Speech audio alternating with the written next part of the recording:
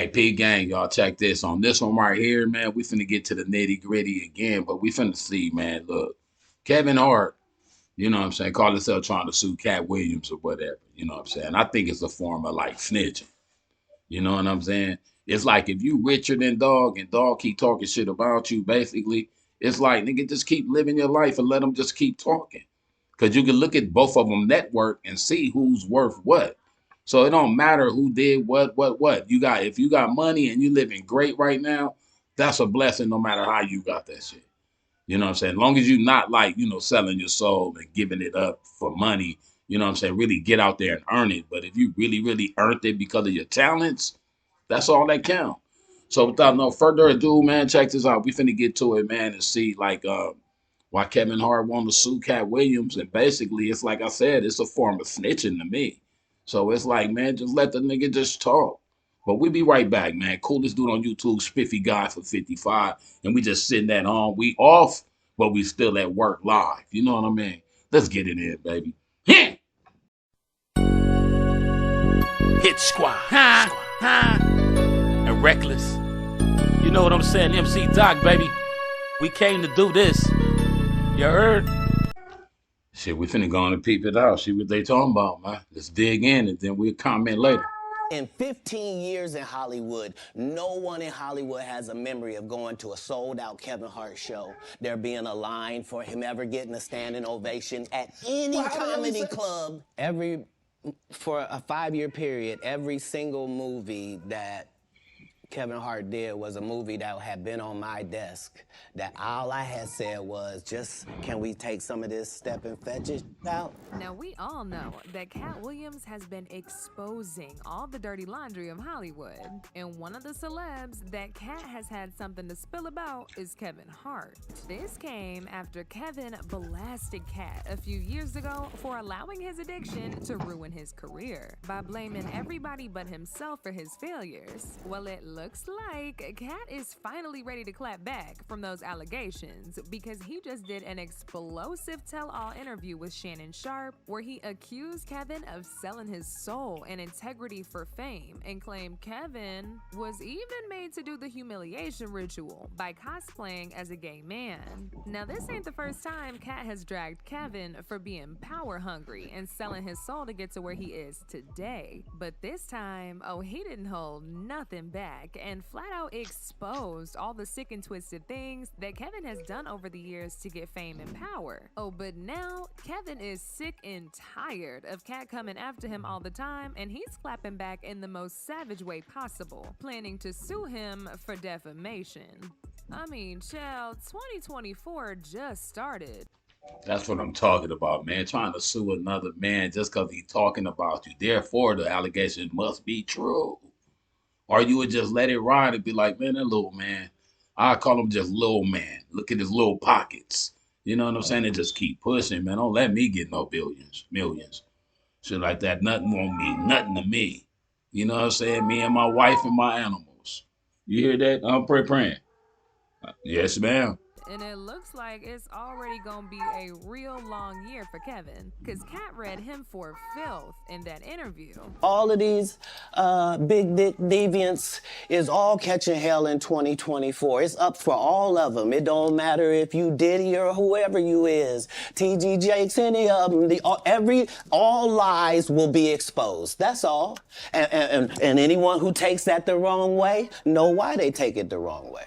Now, in case you somehow missed out on all the drama, that's real though. That means you did it. Katt Williams pretty much set the whole internet on fire during a 3-hour-long interview with Shannon Sharp. When this interview was initially announced, a lot of people thought Katt was just gonna be his usual goofy self and probably spend the whole time cracking jokes. But baby, did he do the complete opposite. He exposed the entire industry's dirty laundry, and it got a lot of people scrambling to respond respond to him. However, what really got folks' attention was when Katt called Kevin out for being power hungry. And baby, this had people gagged, because this ain't the first time Katt has shamed Kevin for selling his soul for fame. In fact, he first called him out a couple years ago when he blasted Kevin for pretending to be gay in an SNL skit. See, back in the early 2000s, there was a lot of talk about black men being forced to wear dresses and wigs as a part of some rite of passage to make it in Hollywood. Dave Chappelle fueled these rumors during an interview with Oprah Winfrey in 2006, where he spilled the tea about the time the producers of a movie he was doing with Martin Lawrence tried to get him to wear a dress against his will. I mean, I'm a conspiracy theorist to a degree. See, now I know what movie you're talking about, because it's like maybe when Katt Williams turned it down for Big Mama 2, then they probably brought it to Dave Chappelle. I don't know if that's the same skit, the same movie, but Katt Williams said that Martin wanted him to play in a movie with him, being a cop and all that, but it was Big Mama 2.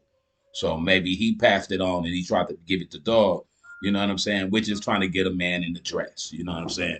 So I feel the dudes that don't want to get in no dress to be in no role. You don't got to be in no dress to be funny. You know what I'm saying? Real talk, though. But, you know, to each his own. Let's go. Like when I connect dots that maybe shouldn't be connected, I don't know. But certain dots, like when I see that they put every black man in the movies in a dress at some point in their career, I'll be connecting them down like, wow, all these brothers got to wear a dress. This happened to me. I'm doing a movie with Martin. Yeah. The movie's going good. So I walk in the trailer. I'm like, man, this must be the wrong trailer because there's a dress in here. They come in. The writer comes in. I think he's the writer. He's like, Dave, listen, we got this hilarious scene where Martin's sneaking out of jail. So he disguises you as a prostitute. And he put this dress on. And, what? A prostitute? Nah, I'm not doing that. I don't feel comfortable with that. That should have been in the discussion. What? You don't feel comfortable with it? I mean, it's a hilarious bit. All the greats have done it. So, well, if all the greats have done it, it's kind of hacky, right? You're right. So why don't we just not do it? Because I don't feel comfortable wearing a dress. Oh, come on, Dave. Listen, we got it all set up. We're supposed to shoot. Every minute you waste costs this much money. You know, the pressure comes in. He said, I'm not wearing no dress, man. I'm funnier than a dress. Just give me something funny to say. I don't need to wear no dress to be funny. What am I, Milton Berle? You know, we're going like this. And then finally he's like, and he leaves. And then, like, the director comes, Dave, it really would be great if you wear the dress. But this is where things get even more interesting, because Dave said the producers had another script ready, just in case they weren't successful in getting him to put the dress on and cosplay as a woman. But the minute it was clear, I was adamant, I'm not wearing the dress. I'm not wearing the dress.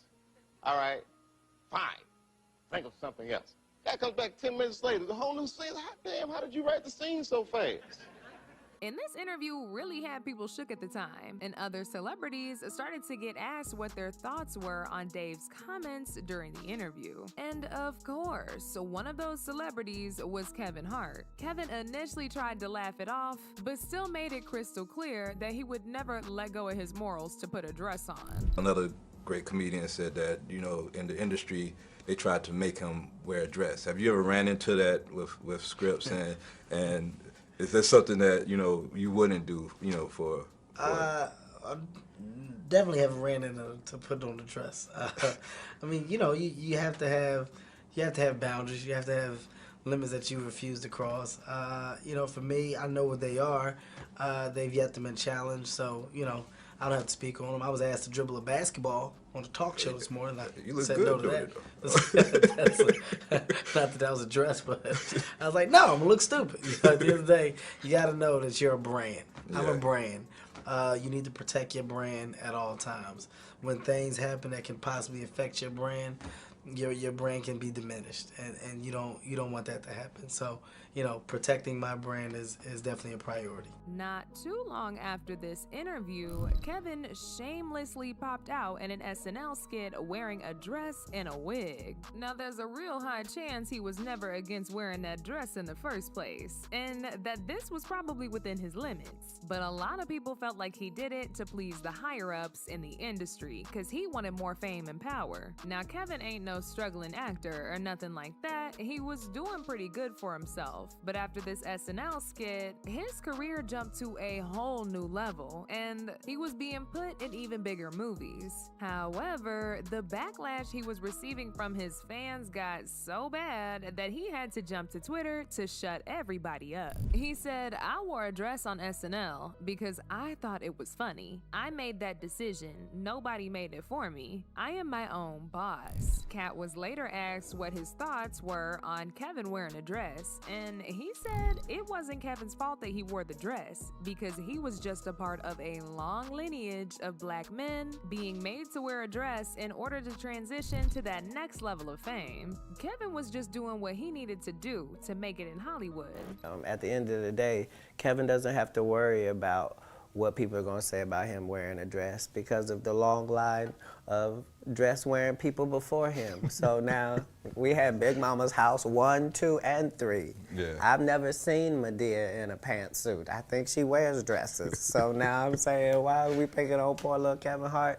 Because it was his turn next.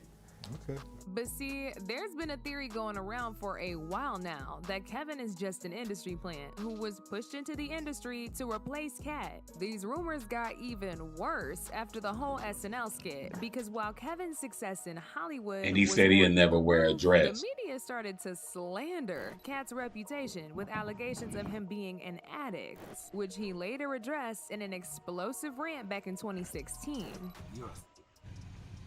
The reason I don't do Big Tigger is because I had a tumor in my upper jaw and they had to take it out and they had to block the whole right of my sinus with a piece of metal. So ever since I got out the Marine Corps, I can only breathe out of one nostril, boy. I get my blood tested every 3 months for the last 15 years. All narcotic tests have come up 0.00%. I'm 44 years old, little Tigger. You look up my rap sheet. I have never had a DUI or a possession of anything, not even the I do every day.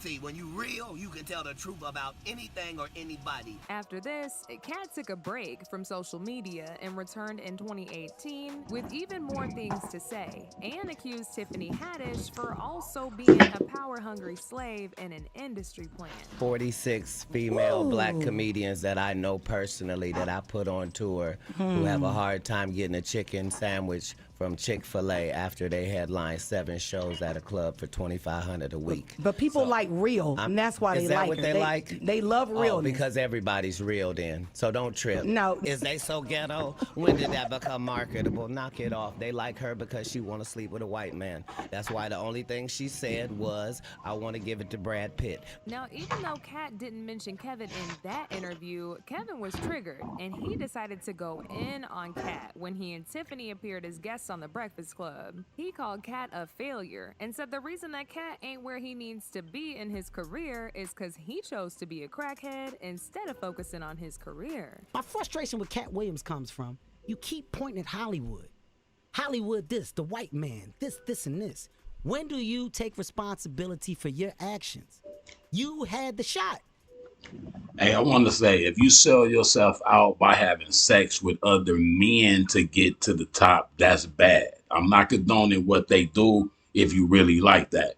But if you was a straight man and you did that just to get on top, that's not good. You know what I mean? So therefore, it's like, hey, man, hey, everybody do what they do to get up there to do what they do. I don't know. But it's like, I look at it like this, though. You can get there by not doing that. You know what I'm saying? Let's go, though. Katt was in that position at one point. You were the guy. You were set up to be the star. You didn't show up to work.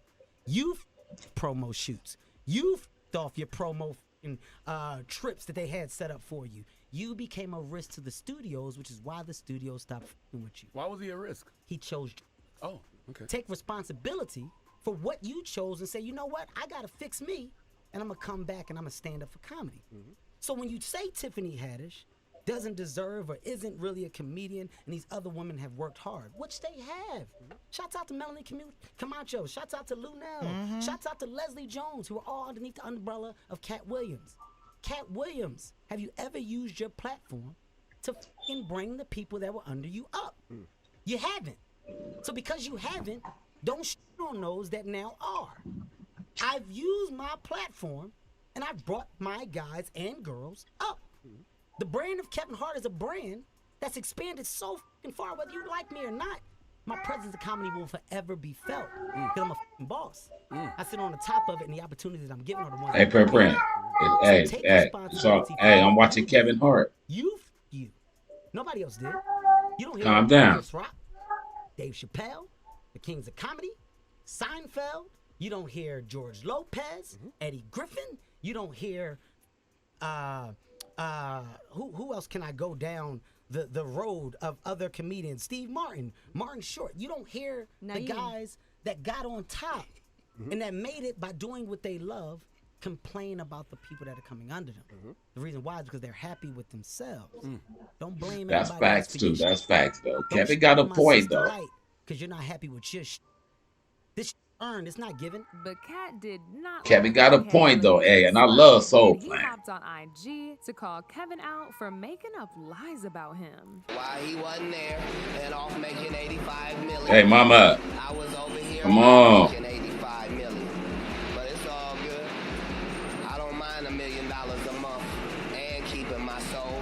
And as long as Richard Pryor was able to be the king of comedy and a crackhead, they gonna continue to say maybe I am. But again, I urge you, if there's a drug you can do that'll get you Katt Williams level, you should OD on it tonight. After this whole back and forth, Katt went MIA on social media until a few days ago when Katt exposed Kevin for selling his soul for power and fame. Hey, I think what they should do is like what Katt Williams offered to Steve Harvey to stand on stage and then they battle it like how the battle rappers do and just comedy battle it out though. Y'all should put it out there. I'm going to keep putting the narrative out there. Kevin Hart and Katt Williams should go on stage. You know what I'm saying? It'll be a sold out fucking event. You know that. Katt Williams fans coming, his fans coming, and then it's like the battle of conversation. And then it's like, let two men talk. You know what I'm saying? I feel that'd be dope. You know what I mean? Just like how the battle rappers do. Let the comedians battle. You know what I mean? Straight up. If Cedric said he this and that or whatever, let him battle Katt. You feel me? Steve Harvey, he think he the shit or whatever, put him against the next greatest. Let's see. Because the Kings of Comedy they had on the stage wasn't the Kings of Comedy, dog. According to Katt, Kevin cut a deal with some elites in the industry. Hey, Pran, it wasn't the King of Comedy.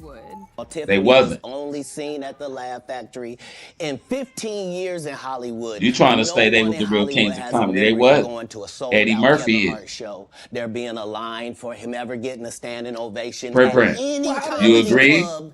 He Eddie already Murphy. had his deals when he got What here. about Eddie Have Griffin? we heard of a comedian that came to L.A. and in his first year in L.A. he had his own sitcom on network television and had his own movie called Soul Plane that he was leading? No, we've never heard of that before that person or since that person. What do you think a plant is? Maybe people don't understand the definitions of these words. He just did his documentary with Chris Rock where he shows you that his whole upbringing in comedy was on the East Coast. Yeah, it was. So how simultaneously was he here in Los Angeles doing the same thing? It didn't happen. It didn't happen. And I hate to seem like a petty individual for picking apart lies. So Katt was basically putting it all out there, that he believes there's no way Kevin could have been able to climb up in Hollywood so fast without the help of the white elites fueling his career. These people are not powerful. Satan can't create anything. That includes blessings for his people. That's why, you know what the #1 job of somebody that sold their soul in Hollywood is? What? Is to act like it didn't happen. They all do the same job. Why do you think Gary Owen can't cross over and he already white and been in comedy for 25 years? He also That made nigga it clear killing that them. unlike Kevin, Kevin, he's never accepted any checks from the higher-ups in the industry to keep quiet about certain issues. And this is why when I walk in a room, heads go down. Behind my back, I'm nothing. I'm just a regular old comedian that's bitter and jealous. But in my face, no, no, no. See, when kings come in the room, the real kings of God, you know what I'm saying? It's real, workers. You know what I mean? It's like heads would go down because the devil don't like what God do. You know what I'm saying? So it's like that's why he's still doing what he's doing, because he can't never really overpower God, but God allow him to disrupt whatever he's doing, but he want to see who's obedient enough to stick with him. And that's the whole goal, though. So, the spiffy guy for 55, I trust in my guy. You know what I'm saying? Let's go. And it's just a big spiritual, powerful realm of spirit. That's what God is to me, a big, powerful spirit. Let's go. The king has walked in and they have to respect it only because I've not taken the shortcuts. Bow your I've head, not been nigga. funded. They pay you to not talk about things they don't want you to talk about. Facts. They tell you that themselves. Katt then recalled the time where he was blackballed because he refused to do a scene of him being SA'd in the movie Friday After Next. Apparently, the producers thought the scene would be funny, but Katt did not see how somebody getting SA'd could possibly be funny. One more thing before I let it go to play on out, though, on the real, though. They said that Ricky Smiley was supposed to play that part. Dog wouldn't have made it. That's all I'm going to say. He wouldn't have fit that at all. I don't give a fuck how hard he tried. He couldn't have been Mike. Let's go. So he refused to do it. After they wrapped up filming the movie, Katt was blacklisted, and every movie he was supposed to be starring in was given to Kevin, because Kevin was willing to do whatever they asked him to do, without anything being changed. The truth of the matter is, the Money Mike in the original script got in the bathroom, and that's what Ricky Smiley was okay with. Katt Williams had to take the risk in front of the studios and the cast and our powers that be in his very first movie and say respectfully, humbly, guys, if we're talking about anything else, I have no credibility and I have no pull. But we're talking about comedy, right, where I have all the credibility and all the pull. The problem with Friday After Next is we're trying to make a classic comedy. And this comedy involves, and is never funny, no matter who it happens to or what the circumstances are. If you would allow me to allow us to do this movie without a black man getting in it, I promise you that it will be twice as funny as it would be with him getting ripped. So considering that's the real story, why would you bring up that story? For a 5-year period, every single movie that Kevin Hart did was a movie that had been on my desk, that all I had said was, just, can we take some of this step and fetch it out? And then I can do it. Like, it don't need to be overtly homosexual, because I'm not homosexual, right? It doesn't need that to be funny, right? And me saying that and them going, oh yeah, no problem, and then going to give it to this other guy and having him do it just like it was, and acting like I'm a bad person because I keep standing on my standard. But yeah, it's... Stand on your standards, man, because God made you a man, dog. You don't condone the ones that do be switching and doing what they do and who they love and who they love. I ain't even saying that. Whoever you love, love the one you with. But I'm just saying, if you really a straight person, continue to be like that. If you are gay, please tell the person that you with that you like both, or you're a trisexual, or you'll just try anything. Because some people hump on animals. That's how serious it is. Now that's crazy, y'all. I'm telling you, man. God didn't create the people that do these things that we talking about. You know what I'm saying? Sex forbidden without marriage is like forbidden by God. You know what I'm saying? So if you're in a relationship and you humping on your boyfriend, you sinning. Straight up. You know, real talk. It's no different sin. Look, we're going to get back to this, though, and I'm going to let it play all the way to the end. Spiffy guy for 55, baby. Like, share, subscribe. So it's interesting, but I wouldn't change it for the world. Now, Kevin didn't directly respond to the allegations that Katt made against him, but he made Katt very aware, that he wanted all the smoke by seemingly sending him a very strong warning. He trolled Katt's interview during his commentary on the New York Knicks versus Philadelphia game, when he made a few sarcastic and corny jokes about Katt buying the Knicks and dropping them off at the game. Another fun fact about the New York Knicks, I don't know if you guys know this, but Katt Williams bought the Knicks. He definitely bought it. He bought the Knicks, and it's rumored that he took the Knicks back, returned them with a receipt. Yeah, you can do that. You didn't know. Katt dropped them off. Oh, wow. Katt just dropped John Morant. He gave him a ride. In a spaceship. Okay. In a spaceship. Copy that. Spaceship that he parallel parked. Known fact, Katt Williams has a NBA basketball court in his living room. He's the first to ever really, he's the first to embrace a true hardwood floor. Yeah. He bought it in his home. And several social media outlets are reporting that Kevin is planning to sue Katt because this has dragged on for so long, with Katt coming after him constantly all these years. Now, as usual, folks had a lot to say about this mess, like this person who said, "I've actually always believed that Kevin Hart was a Katt Williams replacement. I think it was right around when Katt had some sort of issues, when he was up and coming, and Hart came out of nowhere." Another person said, "It's absolutely true. I remember Kevin Hart having a small role in Scary Movie 3, then all of a sudden being huge," which I never understood because I used to try to watch his content and it just wasn't funny. I used to wonder what was wrong with the people going to his shows. But now I want to know your thoughts. Do y'all really think Kevin sold his soul in his quest for power and fame in Hollywood? Y'all been knew what to do. Let me know your thoughts in the comment section down below. And don't forget to click here to watch this other very messy video. Hey, I ain't gonna even hold y'all though. What I think though basically is they should get together on stage and comedically battle it out. You know what I'm saying? Just to see who really is the funniest though. But with what was saying with old girl ending it though, Katt Williams will eat dog up because I thought the same thing. Like he wasn't that funny, or he tried to really be funny. Katt Williams, naturally funny. Eddie Griffin, naturally funny. Eddie Murphy, naturally funny. You know what I'm saying? Dave Chappelle, naturally funny. Jamie Foxx, naturally funny. And I'm telling you though, Martin Lawrence, naturally funny. Those are my kings of comedy.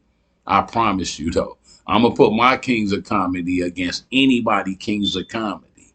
You know what I mean? And we're going to do it like that, though. But like, share, subscribe, man. I thank y'all for stopping by. If you all the way with me to right now, let's get it in, man. Happy New Year for those I didn't get to tell. You know what I'm saying? I love y'all. My condolences to anybody who lost anybody, any family member or whatever. You know what I'm saying? And if your New Year's resolution, if you stick to it, you have a greater year this year, better than last year. You know what I'm saying? We up out of here, baby, with the spiffy bro in 24. Yeah.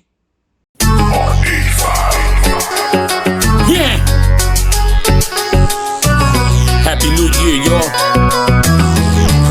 Let's get it. A year done passed since I flipped the dough. The coolest dude on YouTube, no one's hit this show. From old school to new, and I'm blessed to still flow. I edit these videos to uplift the soul. I be that spiffy bro with 24. So like, share, subscribe to the channel and get more. Feel free, leaving a comment and more. If you wanna be entertained, open your eyes and let's go. We get flowers over here, hear me though? Every artist, every genre, we switching it up though. Click that button to witness the videos by MC Dot in the year of 24. Y'all can subscribe, y'all can like and share. Leave a message here and leave a message there. Whatever the video you rock to, yo, just give thumbs up. Y'all can subscribe, y'all can like and share. Leave a message here and leave a message there.